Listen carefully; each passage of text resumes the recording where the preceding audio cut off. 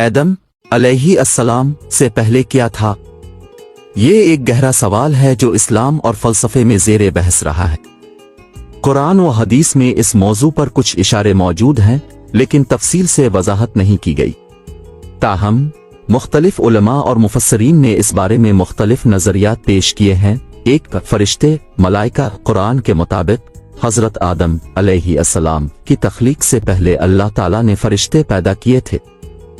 فرشتے اللہ کی عبادت اور اطاعت کرتے ہیں اور کسی بھی گناہ نافرمانی کے قابل نہیں ہوتے۔ حوالہ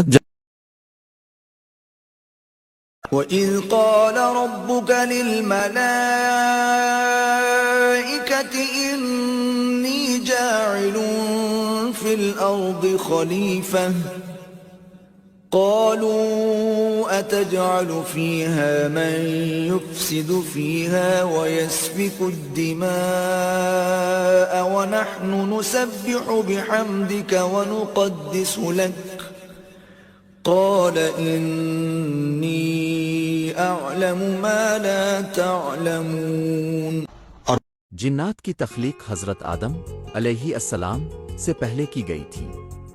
قرآن کے مطابق جنات آگ سے پیدا کیے گئے ہیں۔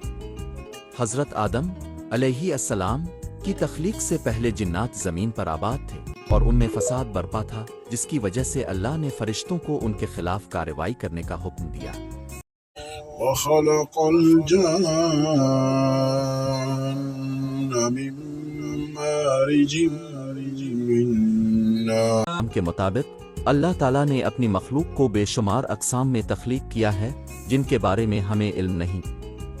حضرت آدم علیہ السلام سے پہلے کیا کیا مخلوقات تھیں، یہ صرف اللہ تعالیٰ بہتر جانتا ہے۔ حوالہ اور تمہیں تھوڑا ہی علم دیا گیا ہے، سورہ الاسراء 85۔